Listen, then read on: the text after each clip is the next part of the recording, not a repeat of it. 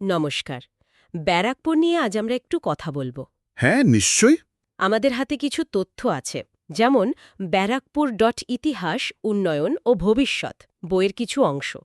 এগুলো ঘেটেই শহরটার গুরুত্বপূর্ণ দিকগুলো একটু খুঁটিয়ে দেখব। ঠিক। চেষ্টা থাকবে এর যে ঐতিহাসিক জার্নি, এখনকার অবস্থা আর ভবিষ্যতে কি হতে পারে সেগুলো সহজ করে বোঝার। বেশ, শুরু করা যাক তাহলে। একদম। তো এর ইতিহাসটা যদি দেখি, কিছু ইন্টারেস্টিং ব্যাপার কিন্তু আছে। ১৭৭২ সাল বেশ পুরনো। হুম। ইস্ট ইন্ডিয়া কোম্পানি তাদের প্রথম দিকের একটা সেনা ছাউনি এখানেই তৈরি করে, আর শোনা যায় ওই ব্যারাক থেকেই নামটা ব্যারাকপুর হয়েছে। হ্যাঁ, এটাই প্রচলিত ধারণা। কিন্তু শুধু সেনা ছাউনিই নয়, ভারতের স্বাধীনতা সংগ্রামের দুটো বড় ঘটনা কিন্তু এখানেই শুরু। ১৮২৪-এর সিপাহী বিদ্রোহ আর অবশ্যই ১৮৫৭-তে মঙ্গল পাণ্ডের বিদ্রোহ। ঠিক। এই দুটো ঘটনা ব্যারাকপুরের ইতিহাসে খুবই গুরুত্বপূর্ণ। তারপর ১৮৬৯ সালে এটা পৌরসভা হল, আর তখন থেকেই এখানে ব্যবসা-বাণিজ্যের প্রসার হতে শুরু করে। পাট, চাল কল, করাত কল, হোশিয়ারি এইসব আর কি। একদম। আর এই ঐতিহাসিক গুরুত্বটাই কিন্তু শহরটার পরিচয়ের একটা মস্ত বড় অংশ আজও।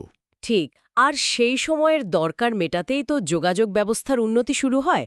যেমন ধরুন Barrackpore trunk road, BT road. হ্যাঁ, বিটি রোড। ওটা তৈরি হয়েছিল সেই ১৭৭৫ সালে। ভাবুন একবার, ভারতের অন্যতম পুরনো পাকা রাস্তা। তাই নাকি? ১৭৭৫? হ্যাঁ, কলকাতাকে উত্তরের দিকে শহরতলির সঙ্গে জুড়ে দিয়েছিল।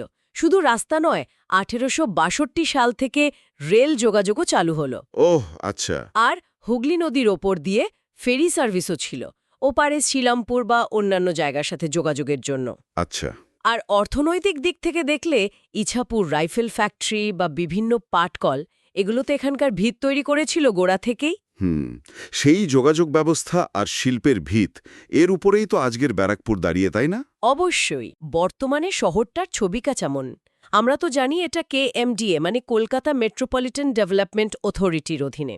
হ্যাঁ, কেএমডিএ মূলত বড় পরিকল্পনার দিকটা দেখে, আর স্থানীয়ভাবে ক্যান্টনমেন্ট বোর্ডও বেশ কিছু গুরুত্বপূর্ণ কাজ করছে। যেমন ধরুন স্মার্ট ল্যান্ড ইউজ প্ল্যানিং, জমির সঠিক ব্যবহার, সবুজ এলাকা বাড়ানো, বর্জ্য ব্যবস্থাপনা, এই সব আর কি। আচ্ছা। তবে তথ্যের বাইরে গিয়ে যদি এখানকার লাইফস্টাইলের কথা বলি, সেটা বেশ শান্ত।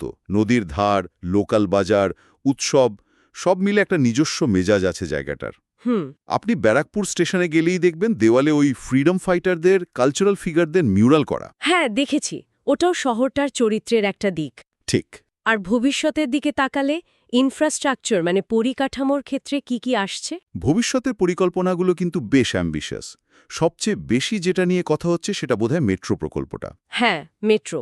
বরানগর থেকে ব্যারাকপুর পর্যন্ত যে পিঙ্ক লাইন মেট্রোটা হবার কথা, কাজটা আপাতত কিছু কারণে আটকে আছে যদিও।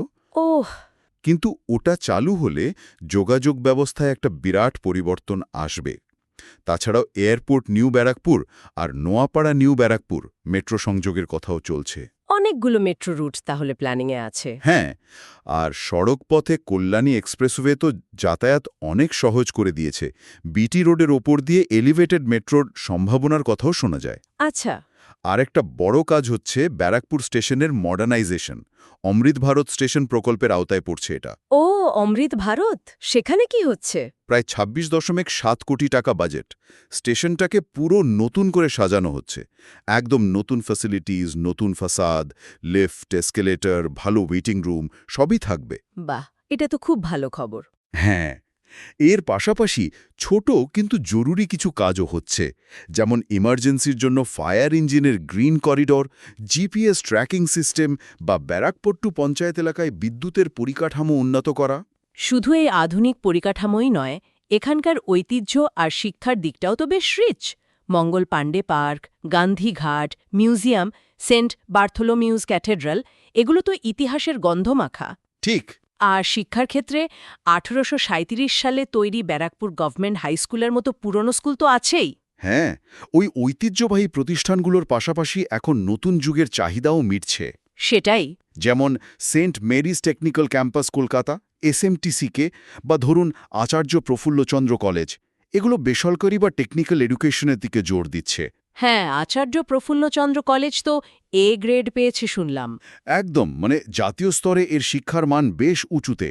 এই শিক্ষা প্রতিষ্ঠানগুলো কিন্তু শহরের ভবিষ্যতের জন্য খুব ভাইটাল। নিয়োগ বা ইনভেস্টমেন্টের ক্ষেত্রে কী ধরনের সম্ভাবনা তৈরি হচ্ছে বলে মনে হয়? দেখুন, যখন মেট্রো আসে, এক্সপ্রেসওয়ে হয়, স্টেশন ঝাঁচকছকে হয়, তখন স্বাভাবিকভাবেই একটা ট্রানজিট ওরিয়েন্টেড ডেভেলপমেন্ট হয়। মানে এই ট্রান্সপোর্ট হাবগুলোকে ঘিরে লোকজন থাকতে চায়, ব্যবসা করতে চায়। তাই আবাসন বা কমার্শিয়াল স্পেসের চাহিদা বাড়ে। আচ্ছা আচ্ছা। উন্নত নাগরিক পরিষেবা, ভালো স্কুল কলেজ এগুলো তো রিয়েল এস্টেটকে টানবেই। তার সাথে সাথে ছোটখাটো ব্যবসাও বাড়ে। ধরুন ক্যাফে, বইয়ের দোকান, এই ধরনের জিনিস। আরেকটা দিক হলো হেরিটেজ ট্যুরিজম। ব্যারাকপুরে যা ঐতিহাসিক ব্যাকগ্রাউন্ড, তাকে ঘিরে পর্যটনেরও একটা ভালো স্কোপ আছে কিন্তু। তাহলে সব মিলিয়ে যা বোঝা যাচ্ছে, ব্যারাকপুর তার যে একটা শক্ত ঐতিহাসিক ভিত, তার উপর দাঁড়িয়েই আধুনিক হচ্ছে। মানে উন্নত পরিবহন, সুরক্ষা, বিদ্যুৎ, আবার তার সাথে শিক্ষা আর ঐতিহ্য সব মিলিয়ে একটা বেশ আকর্ষণীয় শহরতলি হয়ে উঠছে। হ্যাঁ, শুধু শহরতলি না, এর একটা নিজস্ব পরিচিতি তৈরি হচ্ছে। ঠিক। তবে এখানে একটা জিনিস কিন্তু ভাবার আছে। কি বলুন তো? এই যে ইতিহাস আর আধুনিকতার মেলবন্ধন ঘটছে, এটা ব্যারাকপুরকে ভবিষ্যতে কতটা সাস্টেইনেবল আর বাসযোগ্য করে তুলতে পারবে, বিশেষ করে যখন এত দ্রুত নগরায়ন হচ্ছে। এটা একটা চ্যালেঞ্জ তো বটে। তখন এর যে ঐতিহাসিক চরিত্র, সবুজ পরিবেশ, সেটাকে বাঁচিয়ে রাখাটা কিন্তু একটা বড় চ্যালেঞ্জ হয়ে দাঁড়াতে পারে। এই ব্যালেন্সটা রাখাই হয়তো আগামী দিনের সবচেয়ে বড় পরীক্ষা হবে। ঠিক বলেছেন। এই নিয়ে তাহলে আজকের মতো শেষ করা যাক। হ্যাঁ, নিশ্চয়ই।